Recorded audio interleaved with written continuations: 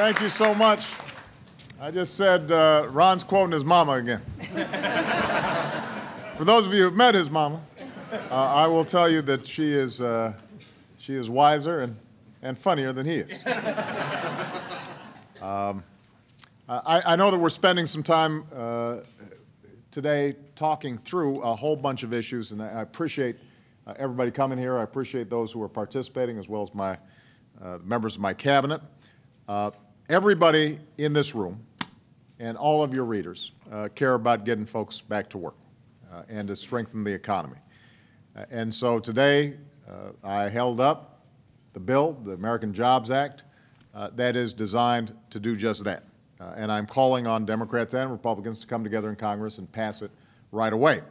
I know you've already heard some details, but I just want to give you a few highlights. First, this will provide tax cuts for small businesses, not big corporations, to help them hire more folks and to grow their businesses.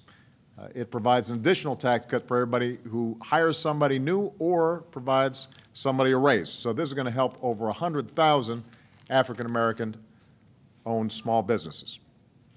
Next, it puts people back to work, including 280,000 teachers laid off by state budget cuts, first responders, veterans coming back from Iraq and Afghanistan, construction workers that can rebuild our crumbling roads and bridges and schools. 35,000 public schools can be rebuilt according to this plan.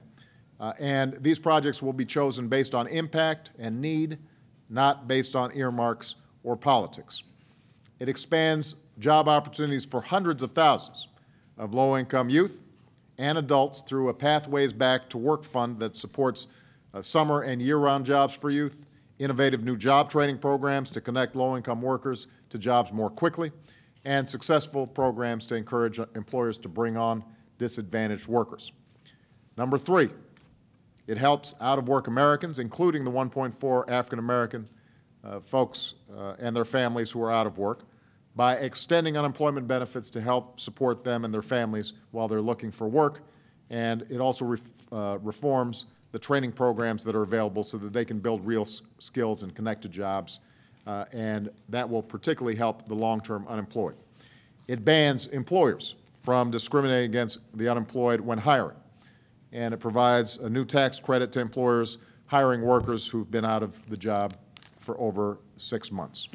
Number four, it puts money in your pocket, in the pockets of working and middle-class Americans by cutting the payroll tax in half, including 20 million African-American workers who would save, for an average family, $1,500 a year. We take executive action to remove the barriers that exist in the current federal refinancing program to help Americans refinance their mortgage at historically low rates. All that helps them stay in their homes and puts more money in their pockets. Finally, this plan will not add to the deficit. It's fully paid through a balanced approach that says we've got to raise more revenues from folks who can afford it. It also makes some modifications to programs so that we can preserve them over the long term, and closing tax loopholes. And it is absolutely essential for everybody to understand that we can do all the things I talk about in this bill without adding to our deficit, without adding to our debt. Now, all of you are experts on online stuff, so I won't speak to how important it is that events like this get information out. One of the things that I'm always enjoy because of this online community is that it's a two-way conversation. So some of you may have ideas about how we should get the word out, how we should frame these issues, how we should mobilize our communities in order to get it passed. I'm going to want to hear from you. To our guests from Interactive One, your ability to facilitate this sort of conversation between experts and communities in need is something that we're very interested in. So I hope that we can continue to get more people informed and keep them active in their communities and in their government. So with that, I understand, Melody, that I have time for at least one question. Terrific. Is it going to be somebody out here? I'll turn to Jeff. Yes, I definitely think it should be. If we can have someone, for, where is our mic? Okay, yeah, if we have a question from the audience, that would be fantastic. Thank you.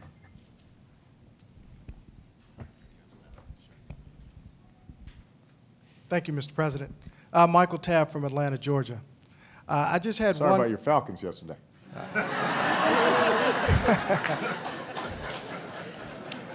Let's keep on. Let's I'm keep sorry, on a positive note. who were they playing again? Let's keep on a positive note. Was that the Chicago Bears that he was playing? We'll see you again in the playoffs. I had one question. I've read through the act, and I think it's an outstanding document that puts up forth a lot of new things that have been done in the past that should get passed. Right. But one thing that I did not see, and I don't quite know how it would affect entrepreneurs, is any type of investment for venture capital, private equity firms. I think it makes an assumption that businesses aren't hiring people because there's a financial incentive that they're not getting, and that if they give them a financial incentive, that they'll hire. And I think lots of businesses are very pleased not to be hiring. They like the margins. They like the increased productivity of the people they have. So what about new business, new opportunity through private equity, venture capital? Some of the things that are being done by the SBA through the CDFIs and things like that, are they going to be tied back to this so that there's going to be an investment? Well, look, I think this is a great question. Not everything that we're doing to promote jobs and economic growth are contained in the bill, because some things we are going to try to do administratively as opposed to trying to get it through Congress. So, but if you listen to the speech on Thursday, I specifically addressed this issue and said that we're working with the Jobs Council that I set up, as well as all the agencies, to figure out how can we remove some of the barriers to startup companies capitalizing themselves.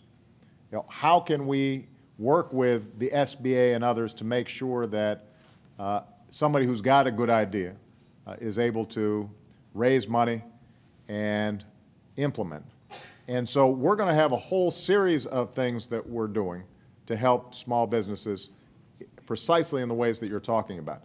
We just don't think that we need necessarily new authority from Congress in order to get that done. So understand this jobs bill is not exhaustive. There are a whole range of things that we're going to be doing. What this describes is what we need Congress to do in order for us to be effective. But there's some things we can do administratively. For example, the federal government is a major purchaser.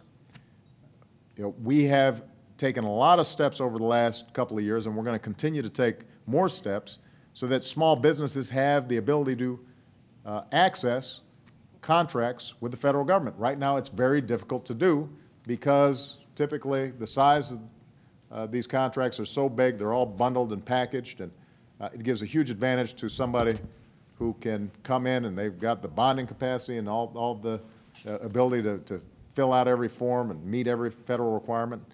You know, we want to give technical assistance to folks so that they can have access. Number two, can we break up some of these contracts so that they're smaller, so that small businesses can apply? And number three, just something that I may have mentioned in this, I think I mentioned in the speech on Thursday, can we speed up payments to federal vendors?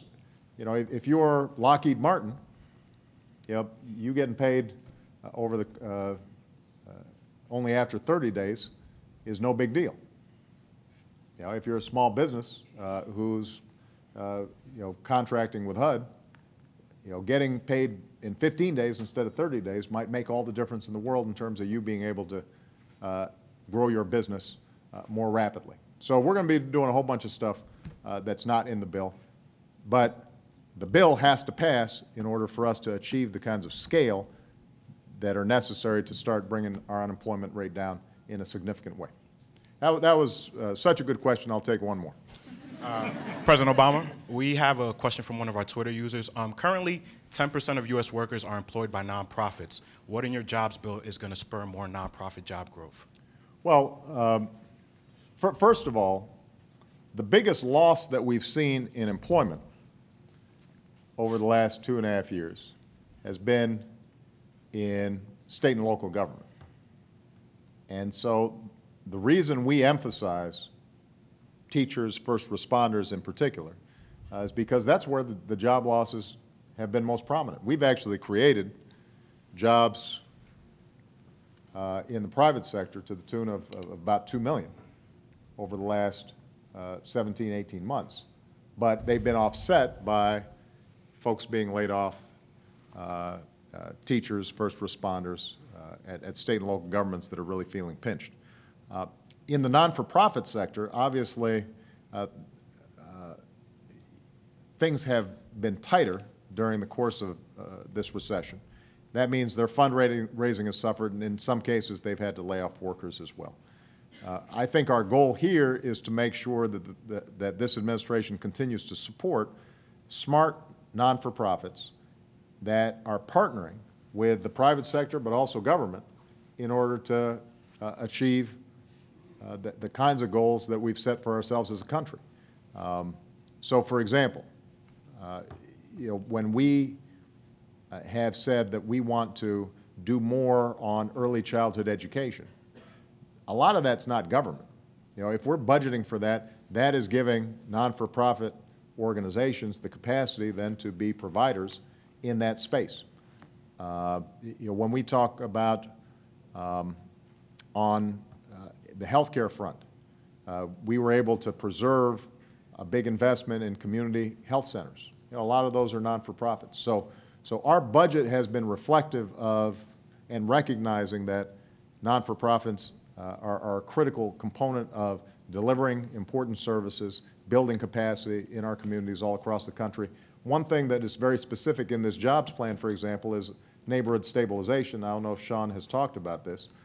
There are a whole bunch of communities all across the country, and some of the communities where you guys come from, if you're from Cleveland or Detroit or other places, where you got entire neighborhoods full of foreclosed homes.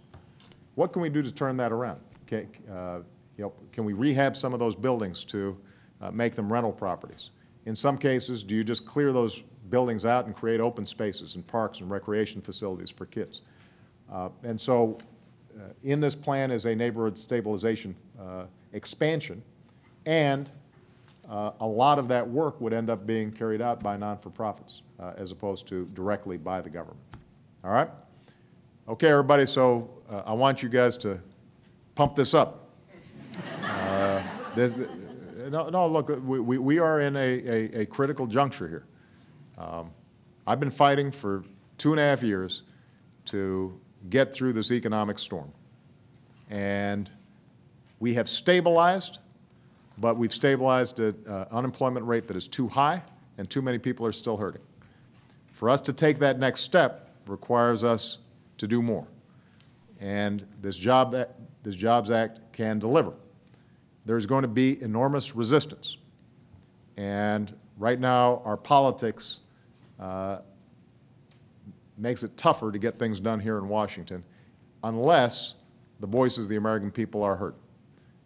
So I need people to be out there promoting this and pushing this and making sure that everybody understands the details of what this would mean. So that one of two things happen. Either Congress gets it done, or if Congress doesn't get it done, people know exactly what's holding it up. And we're able to continue to apply pressure so that we can actually do what's right for the country. All right? Thank you, everybody. See you.